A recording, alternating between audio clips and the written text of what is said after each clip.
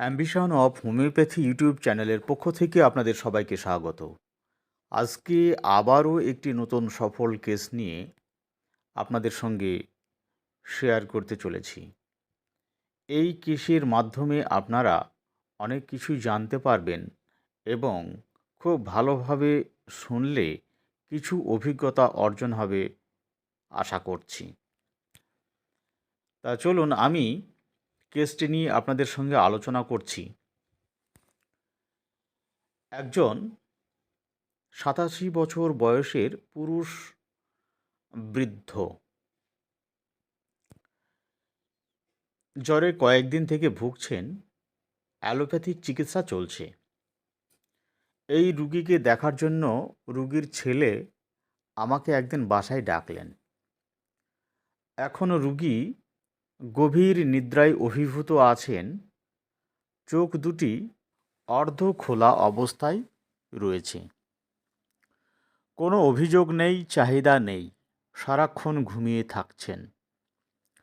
পরিবারের লোকজন খাবার খাওয়ানোর জন্য চেষ্টা করছেন, কিন্তু রুগীর খাওয়ার প্রতি কোনো আগ্রহ নেই, উৎসাহ নেই। চোখ খুলতে পারছে না, কিছু জিজ্ঞাসা করলেও জবাব দিচ্ছেন না।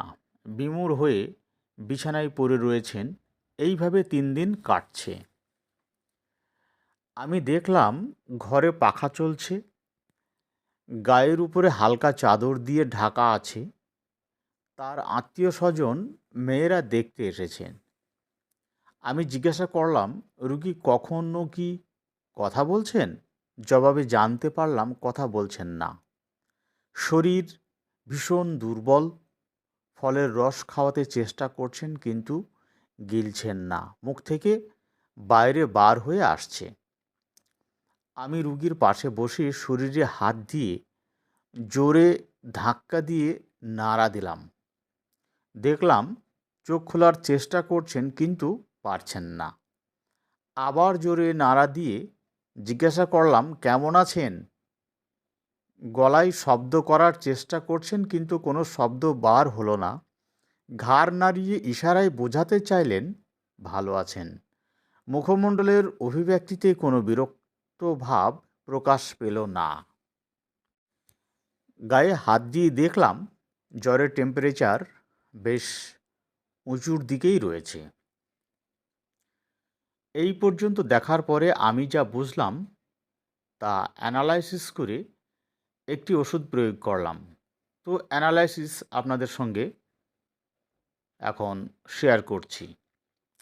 আমি লক্ষ্য করতে চেষ্টা করলাম জ্বরের সাথে কোন লক্ষণগুলো রুগীর সাথে সৃষ্টি হয়েছে। যেহেতু রুগী এখন তরুণ পীড়ার সাথে কষ্ট পাচ্ছেন, সেই জন্য কেবলমাত্র জ্বরের সাথে সম্পৃক্ত লক্ষণগুলোর প্রতি মনোযোগ আকর্ষণ করলাম। রুগী গভীর তন্দ্রালুতায় অভিভূত আছেন, অত্যন্ত দুর্বল, অজ্ঞান অবস্থার ন্যায় বিছানায় পড়ে আছেন, কিন্তু কিছু জিজ্ঞাসা করলে জবাব দিচ্ছেন না। তারপরও গায়ে জোরে ধাক্কা দিয়ে কেমন আছেন জিজ্ঞাসা করলে ঘাড় নাড়িয়ে বোঝাতে চেয়েছেন যে তিনি ভালো আছেন। ঘরের ভিতরে পাখা চলছে, তার মানে সে পাখার বাতাসে আরাম পাচ্ছেন। যখন রুগীর জ্বর ছিল না, তখন তার সাথে এই অবস্থাগুলো ছিল না। অর্থাৎ এগুলো সবই পরিবর্তিত লক্ষণ। এই লক্ষণগুলোর অনেক বেশি গুরুত্ব রয়েছে। এই ভাবনার ভিত্তিতে নিচের লক্ষণগুলো রেপার্টরি থেকে বাছাই করে দেখা গেল ওপিয়াম ঔষধটি আসছে। Mind, eyes open, eyes with half open. অর্ধ খোলা অবস্থায়, চোখ অর্ধ খোলা অবস্থায় তন্দ্রালুতাতে রয়েছে। টরপর অর্থাৎ বিমূঢ় অবস্থা, প্রচুর দুর্বলতার সঙ্গে বিমূঢ় অবস্থা। Well says he is well, sick when very. অসুস্থ থাকা সত্ত্বেও সে বলছে ভালো আছি। অবজার্ভিং সিমটম, যেহেতু সে মুখে স্পষ্টভাবে কথা বলার পর্যায়ে ছিলেন না। এটা অবজার্ভিং সিমটম, অবজার্ভে তার ঘাড় নাড়ানো দেখে বুঝে নিতে হয়েছে। আনকনসাসনেস, ফিভার ডিউরিং অর্থাৎ জ্বরের সাথে অজ্ঞান অবস্থা। স্লিপিনেস, ফিভার ডিউরিং অ্যাগ্রাভেশন, জ্বর অবস্থায় গভীর ঘুমে অভিভূত অবস্থা। Sleepiness, heat during general warm air aggravation অর্থাৎ ঠান্ডা বাতাস তার পছন্দ এবং গরম ভালো লাগছে না। Fever, intense heat, stupefaction and unconsciousness with, জ্বরের উচ্চ তাপমাত্রা তাকে বিমোর এবং অজ্ঞান করে তুলেছে। 5/9/2023 তারিখে ওপিয়াম 3 মাত্রা দিয়েছিলাম। 30 মিনিট অন্তর একটি করে মাত্রা খেতে দিয়েছিলাম। 6/9/2023 সকালে খোঁজ পেলাম গতকাল রাত থেকেই রুগী নিজেই অল্প অল্প নড়াচড়া করছেন। আজ সকালে একটু ফলের রস পান করেছেন। এখন মাঝে মাঝে চোখ একটু একটু খুলছেন আবার বন্ধ করছেন। 7/9/2023 আজ শরীরে ভালোই শক্তি পাচ্ছেন। ধরে বাইরে এনে চেয়ারে বসিয়ে রেখেছেন। আজ চা পান করেছেন, ফলের রস খেয়েছেন। আজও ভাত দিতে নিষেধ করা হলো। স্নান করতে চাইলে স্নান করানোর জন্য বলা হলো। 8/9/2023 5-6 দিন পরে গতকাল রাতে পায়খানা করেছিল। মল শক্ত, একটু কষ্ট করে হলেও পায়খানা করেছেন। এখন শরীর ভালোই লাগছে। অল্প অল্প কথা বলছেন, তবে বেশিরভাগ সময় চুপ থাকছেন। 13/9/2023 আজ জ্বর আসেনি, ভালো আছেন। তবে যতটা ভালোর দিকে যাচ্ছিলেন মনে হচ্ছে সেটা বন্ধ হয়ে গেছে। এখন অনেকটাই ভালো আছেন। পায়খানা একদিন অন্তর করছেন। মল পূর্বের থেকে নরম হয়েছে। ওপিয়াম 202 ডোজ দেওয়া হলো। 1 ঘন্টা অন্তর একটা করে মাত্রা খাওয়ার কথা বলা হয়েছিল। আর ওষুধ লাগেনি। রুগী সুস্থ হয়ে উঠেছেন। তারাও আর চিকিৎসার ব্যাপারে আগ্রহ দেখাননি। সেই জন্য আর চিকিৎসা চালিয়ে যেতে পারেনি। 2 মাস পরে রুগী আবার এসেছেন। এবার এসেছিলেন তার কোমরে হাঁটুতে ব্যথা করছে। বাম পায়ের সাইটিকা যন্ত্রণা করছে। অসারে মূত্রস্রাব হচ্ছে। অল্প অল্প কাশি হচ্ছে। প্রচুর হাঁচি হয়, নাক থেকে প্রচুর সর্দিস্রাব নির্গত হচ্ছে। শরীরে জ্বর জ্বর ভাব হচ্ছে। আমি বুঝতে পারলাম যে রুগী বলছেন আমি বুঝতে পারলাম যে এটা হলো আমারই অনুভূতি। আমি বুঝতে পারলাম যে এটা হলো হে ফিভার। এটি তার সাথে বরাবর রয়েছে। চেহারায় আনন্দ নেই, দুশ্চিন্তার চাপ এবং অস্থিরতা রয়েছে। আমাকে বারবার কষ্টের কথাগুলো বলছেন যে ব্যথা বেড়ে গেলে তো বিছানায় পড়ে যাব। বিছানায় পড়ে গেলে বুড়ো বয়সে খুব কষ্ট পেতে হবে। কষ্টের সীমা থাকবে না। বিছানায় পড়ে গেলে কে কাকে দেখবে? ভালো ওষুধ দাও যাতে তাড়াতাড়ি ভালো হয়ে যায়। গায়ে জ্বর জ্বর ভাব হচ্ছে। মনে হচ্ছে আবার কি জ্বর আসবে নাকি? আমি জিজ্ঞাসা করলাম, ব্যথা বেড়ে গেলে বিছানায় পড়ে যেতে হবে, এই ভাবনা মাথায় কেমন করে এলো? রোগী খুব জোর দিয়ে বললেন, হ্যাঁ, বিছানায় পড়ে গেলে এই বয়সে খুব কষ্ট পেতে হবে। আমার তাই অনেককে বিছানায় পড়ে গিয়ে কষ্ট পেতে দেখেছি। অমুকের বাবা প্যারালাইসিস হয়ে একজনের নাম করলেন যে তার বাবা প্যারালাইসিস হয়ে দীর্ঘদিন ধরে বিছানায় পড়েছিল। শেষ পর্যন্ত গায়ে ঘা হয়ে গিয়েছিল। তাকে চিকিৎসা করেও সারাতে পারেনি। অমুকের মা আরেকজনের মায়ের উদাহরণ দিয়ে বোঝাতে চাইলেন। অমুকের মা কোমরে ব্যথা হয়ে আর চলতে পারেনি। অনেক চিকিৎসা করেও সারাতে পারেনি। অনেক ভুগে ভুগে মারা গিয়েছিল। বিছানায় পড়ে যাওয়া খুব কষ্টের ব্যাপার। পড়লাম আর মরলাম সেটা অনেক ভালো, কিন্তু পড়ে গিয়ে বিছানায় পড়ে থাকা ভালো নয়। আবার আমি জিজ্ঞাসা করলাম, তাহলে ব্যথা নিয়ে কিভাবে সময় পার করছেন? রুগী বললেন, কি আর করব, কিছু তো করার নেই। যতটুকু পারছি একটু চলে ফিরে বেড়ানোর চেষ্টা করছি। এক জায়গায় বসে থাকলে শরীর অলস হয়ে যাবে, হাত পা আর কাজ করবে না। সেই জন্য বাড়ির কাছাকাছি একটু হাঁটাচলা করে বেড়াচ্ছি। আমি সহজে বসে থাকি না, বসে থাকলেই রোগে চেপে ধরবে। চলে ফিরে বেড়ালে হাত পাগুলো সচল থাকবে, ভালো থাকবে। একেবারে বসে থাকা ভালো নয়। আবার জিজ্ঞাসা করলাম, শরীর নিয়ে খুব বেশি দুশ্চিন্তা হচ্ছে তাই না? রুগী, তা চিন্তা একটু হচ্ছে, পড়ে গেলে ক্ষতি হয়ে যাবে। তুমি ভালো ওষুধ দাও যাতে তাড়াতাড়ি ভালো হয়ে যায়। আর এই সর্দি হাঁচির একটু ওষুধ দিবা। এটা খুবই জ্বালাচ্ছে। এটা অনেক দিন থেকে আছে, অনেক চিকিৎসা করেছি, কিন্তু ভালো হলো কই? কেউ ভালো করতে পারল না। আমার খুব অ্যালার্জি আছে। হাঁচি সর্দি অ্যালার্জি থেকেই হাঁচি সর্দি অ্যালার্জি থেকেই হয়। থাকতে থাকতে হঠাৎ হাঁচি শুরু হবে, আর নাক থেকে স্রোতের মতন সর্দি বার হবে, আর একসাই হাঁচি হবে। কিছুক্ষণ পরে আবার আপনিই ঠিক হয়ে যাবে। আর কোনো দুশ্চিন্তা আছে? আমি জিজ্ঞাসা করলাম, আর কোনো দুশ্চিন্তা আছে? রুগী, আর তেমন চিন্তা নেই। এই ছেলেপিলে নিয়ে একটু চিন্তা হয়। তাদের যে কাজে পাঠালাম সে কাজ শিখল না, এখন তারা ধীরে ধীরে কত নিচে চলে যাচ্ছে। তাদের সংসার চালানোই ভার হয়েছে, তারা বেঁচে থাকবে কি করে?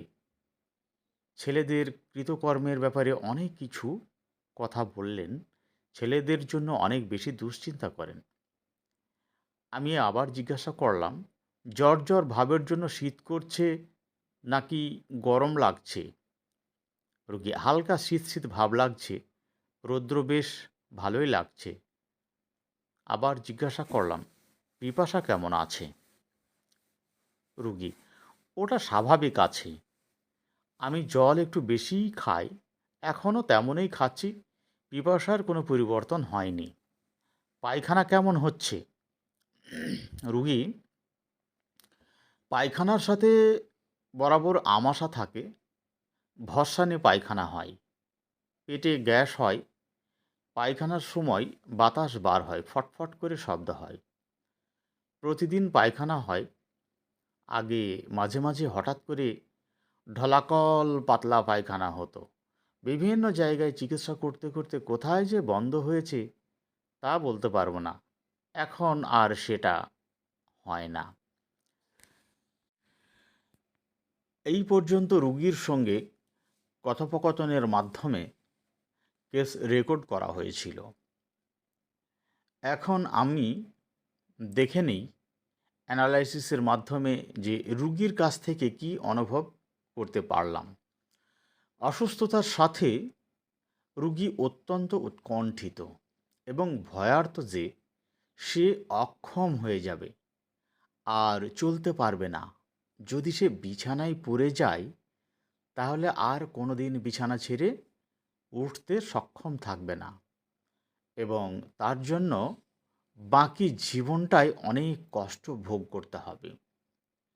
তার বিশ্বাস যে বিছানায় পড়ে গেলে তাকে কেউ দেখবে না, তার প্রতি খেয়াল রাখবে না, সে পরিত্যক্ত হয়ে পড়বে। এই ভয়ে নিজেকে অক্ষম এবং সচল রাখতে নিজেকে সঞ্চালনের মধ্যে অব্যাহত রাখছেন। এই বিশ্বাসের বিরুদ্ধে তাকে যতই বোঝানো হোক বা যুক্তি দেখানো হোক না কেন, সে তার বিশ্বাস সে তা বিশ্বাস করে শান্ত হতে পারবে না। এটি হলো তার একটি অন্ধ বিশ্বাস। সে অনেক বেশি অস্থির আছেন যে তাড়াতাড়ি পরিস্থিতি থেকে বার হতে পারলে ভয় থেকে মুক্তি পেয়ে যাবেন। এই জন্য তাড়াতাড়ি পরিস্থিতি থেকে বার হয়ে আসতে চাই, অসুস্থতার সাথে শীত শীত ভাব আছে, গরম আকাঙ্ক্ষা করছেন, তাতে আরাম অনুভব করছেন। পিপাসা ভালোই আছে, বরাবর জলপানের পিপাসা যথেষ্টই রয়েছে। এই অ্যানালাইসিসের ভিত্তিতে নিম্নের রুব্রিকগুলো বা লক্ষণগুলো রেপার্টারি থেকে নেওয়া হলো। Fever chill with, fever chill with generals warm air aggravation, মানে গরম গরম অবস্থাটা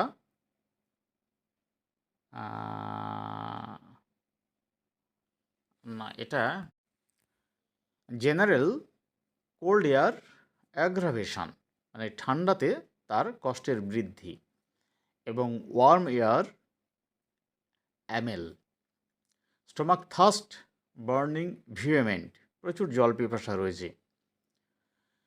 mind suspicious, fear superstitious, fear superstitious কুসংস্কারের একটি ভয়। সুপারস্টিসিয়াস কুসংস্কার আচ্ছন্ন।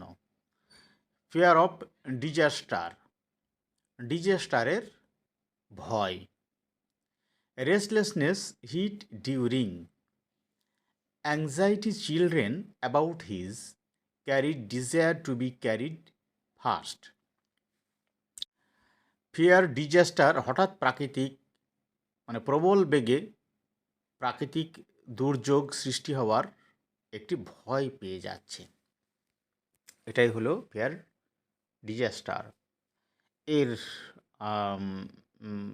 বেশ বিস্তারিত ব্যাখ্যা রয়েছে, সুন্দর ব্যাখ্যা রয়েছে। তো এই লক্ষণগুলোর ভিত্তিতে আমি রুগীকে 17/11/2023 রাস্টক্স 202 ডোজ দেই। 30 মিনিট অন্তর একটি করে মাত্রা খেতে বলা হয়। ফার্স্ট ফলো আপ 26/11/2023, ভালো আছেন,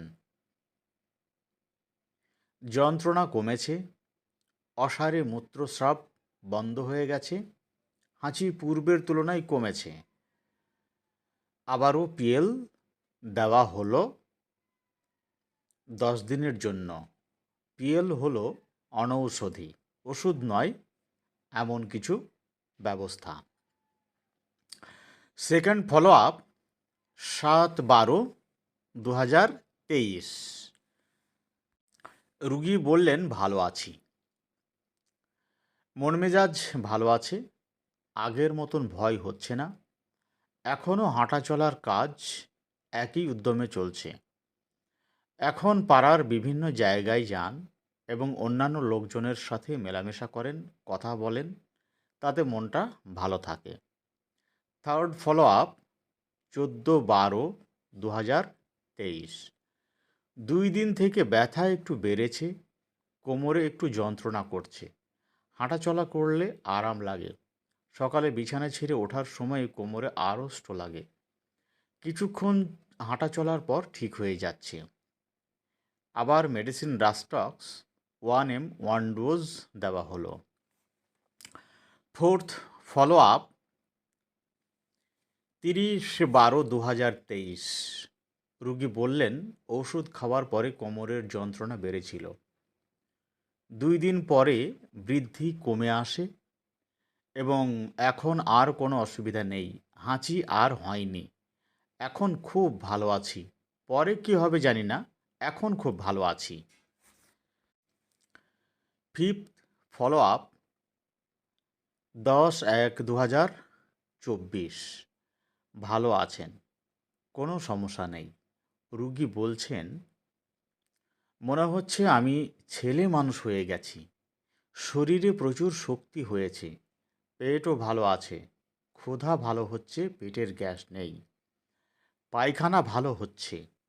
আবারও পিএল দেওয়া হলো। পিএল হলো অনৌষধি, ওষুধ নয় এমন কিছু ব্যবস্থা দেওয়া।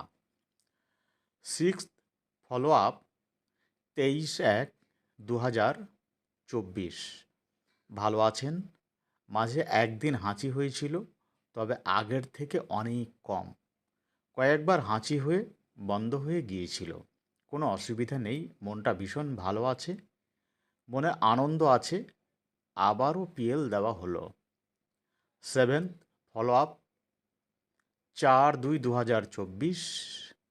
ভালো আছি, কোনো সমস্যা নেই, তবে ঔষধ আরও চালাতে হবে। রোগটিকে মূল থেকে আরোগ্য করতে হবে। রোগীর কথাগুলো যেন আর ফিরে না আসে, এই কথা বললেন। তার মানে রোগীর মধ্যে ভীতিভাবের অস্তিত্ব এখনও আছে। এবার ঔষধ রাস্টক্স 10 mg 1 ডোজ দেওয়া হলো। এখনও চিকিৎসা চলছে। আবার কতদিন পরে এসে ফলো আপ দিয়ে যান, দেখা যাক। লাস্ট দেওয়া হয়েছে এটা, রাস্টক্স লাস্ট দেওয়া হলো 4/2/2024। এখন রাস্টক্স সম্বন্ধে সংক্ষিপ্ত একটু বর্ণনা বলছি। অসুস্থতার সাথে রাস্টক্স ব্যক্তির মধ্যে খুব বেশি অস্থিরতা লক্ষ্য করা যায়। দৈহিক ও মানসিকভাবে অস্থিরতা থাকে। তার মধ্যে খুব বেশি কুসংস্কারের ভয় বিদ্যমান থাকে। তাকে সাহস, যুক্তি যা কিছুই দেওয়া হোক না কেন, অন্ধবিশ্বাসের ভয় থেকে নিজেকে মুক্ত করতে পারে না। কুসংস্কার এমন বিশ্বাস যার কোনো যৌক্তিক পটভূমি নেই, প্রমাণ নেই। সে মনে করে অসুস্থতার কারণে অন্যদের মতন যদি অক্ষম হয়ে যায়, তাহলে আর কোনোদিন সক্ষমতায় ফিরে আসতে পারবে না এবং কাজ করতে, চলাচল করতে পারবে না। সে বেকার হয়ে যাবে। তার অসুস্থতার অবস্থা যতই খারাপের দিকে পরিচালিত হবে, তার দৈহিক ও মানসিক অস্থিরতা, উৎকণ্ঠা ততই বৃদ্ধি পাবে। তখন এই পরিস্থিতি থেকে খুব তাড়াতাড়ি বার হয়ে আসতে চায়। অক্ষমতার বৃদ্ধির সাথে কাজকর্ম করতে পারবে না, তাহলে তার পরিবারের খরচা কিভাবে ম্যানেজ হবে? তার সন্তানদের জন্য খুব বেশি দুশ্চিন্তা করে। মেজাজে ব্যক্তি ভীষণ শান্ত থাকে, তবে অনেক বেশি উৎকণ্ঠিত থাকে, দুশ্চিন্তাগ্রস্ত থাকে, নিরানন্দ, বিষণ্ণ ও অস্থির থাকে। রাস্টক্স ব্যক্তি অসুস্থ হলে সহজেই হোমিওপ্যাথিক চিকিৎসকের কাছে যায় না, কারণ সে মনে করে হোমিওপ্যাথিক ঔষধে ধীরে ধীরে কাজ করে। তার দরকার তাড়াতাড়ি কাজ। ধীরে ধীরে কাজ করলে ততক্ষণে যা সর্বনাশ হবার তা হয়ে যাবে। কিন্তু অন্য প্যাথির চিকিৎসায় যখন সাময়িক উপশম দিয়ে ভোগান্তিকে দীর্ঘস্থায়ীর দিকে পরিচালিত করে এবং কাজের ক্ষতি হয়, ভালোভাবে চলাফেরা করতে পারে না, অবস্থার উন্নতি এক জায়গায় থেমে যায়, তখন রোগী আবারও উৎকণ্ঠিত হয়ে পড়ে এবং কী করবে বুঝতে পারে না। অবশেষে কারোর মুখে শুনে, কারোর আরোগ্য হতে দেখে, তখন সে একজন অভিজ্ঞ হোমিওপ্যাথিক চিকিৎসকের কাছে যায়, যাহাতে প্রথমেই সঠিক ঔষধ নির্বাচন করে নিশ্চিতভাবে ফলাফল প্রদর্শন করতে পারে। তাহলে তার মনে বিশ্বাস জন্মে এবং ভরসা পায় যে সে পুরোপুরি আরোগ্য হবে এবং সক্ষমতায় ফিরে যেতে পারবে। কিন্তু ঔষধ প্রয়োগের পরে, চিকিৎসা চলাকালে ফলাফল পেতে দেরি হলে রোগীর মধ্যে উৎকণ্ঠা এবং অস্থিরতা অনেক বেশি বৃদ্ধি পায়। আর আত্মীয়স্বজন এবং চিকিৎসককে তাড়াতাড়ি আরোগ্য করে দেওয়ার জন্য খুব বেশি চাপে রাখে। চিকিৎসক যদি তাড়াতাড়ি ভালো ফলাফল দিতে সক্ষম না হন, তখন পরিবারের লোকজনদের উপরে চাপ প্রয়োগ করে যে অন্য কোনো ভালো ডাক্তারের কাছে নিয়ে যেতে। এরকম পরিস্থিতি আমরা প্রায়ই দেখতে পাব। প্রতিটা ব্যক্তি তার স্বভাবের অনুকূলে প্রতিক্রিয়া প্রকাশ করে থাকে। যে যেমন স্বভাবের মানুষ, যে যেমন প্রকৃতির মানুষ, প্রতিকূল পরিস্থিতির মুখোমুখি হলে সে তার অনুসারে প্রতিক্রিয়া প্রকাশ করে থাকে। অনেক ব্যক্তি আছেন যারা অসুস্থ হলে অবস্থা বেশ কষ্টকর হলেও তার ভিতরে কোনো উৎকণ্ঠা লক্ষ্য করা যায় না, ভয় ভীতি লক্ষ্য করা যায় না। সেরকম পরিস্থিতিতেও তাকে শান্ত থাকতে দেখা যায়। এগুলো ব্যক্তির ব্যক্তিত্ব এবং মানসিকতার উপরে নির্ভর করে। এই জন্য প্রতিটা মানুষ হচ্ছে একে অপরের থেকে ভিন্ন এবং প্রতিকূল পরিস্থিতির মুখোমুখি হলে প্রত্যেকেরই আলাদা আলাদা প্রতিক্রিয়া প্রকাশ পেয়ে থাকে। এই প্রতিক্রিয়ার লক্ষণগুলোকে নিপুণভাবে দক্ষতার সঙ্গে সংগ্রহ করে তার সদৃশ একটি হোমিওপ্যাথিক ঔষধ নির্বাচন করতে সক্ষম হলে খুব দ্রুত ফলাফল দেখাতে পারে। কেননা সঠিক হোমিওপ্যাথিক ঔষধ কখনো প্রতিক্রিয়া প্রকাশ করতে ব্যর্থ হয় না। আজ এ পর্যন্তই। পরবর্তীতে অন্য কোনো ভিডিওতে আবার আপনাদের সঙ্গে শেয়ার করব এবং সাক্ষাৎ হবে। যদি আমার আলোচনা আপনাদের ভালো লেগে থাকে তাহলে অবশ্যই ভিডিওগুলো একটু শেয়ার করবেন এবং আপনাদের মতামত অ্যাম্বিশন অফ হোমিওপ্যাথি ইউটিউব চ্যানেলের কমেন্ট বক্সে লিখে অবশ্যই জানাবেন। তাহলে আমাদের আরও বেশি উৎসাহ বাড়বে এবং ভালো ভালো ভিডিও আপনাদের সঙ্গে শেয়ার করতে পারব। লাইক করতে যেন ভুলবেন না। আপনাদের হিতাকাঙ্ক্ষী যারা রয়েছেন তাদের সঙ্গে এই ভিডিওগুলো অবশ্যই একটু শেয়ার করে সঠিক হোমিওপ্যাথি সম্বন্ধে অভিজ্ঞতা অর্জন করার জন্য তাদেরকে অবশ্যই একটু সহযোগিতা করবেন। আজ এ পর্যন্তই। পরে আবার অন্য কোনো ভিডিওই আপনাদের সঙ্গে সাক্ষাৎ হবে। ভালো থাকবেন, সুস্থ থাকবেন।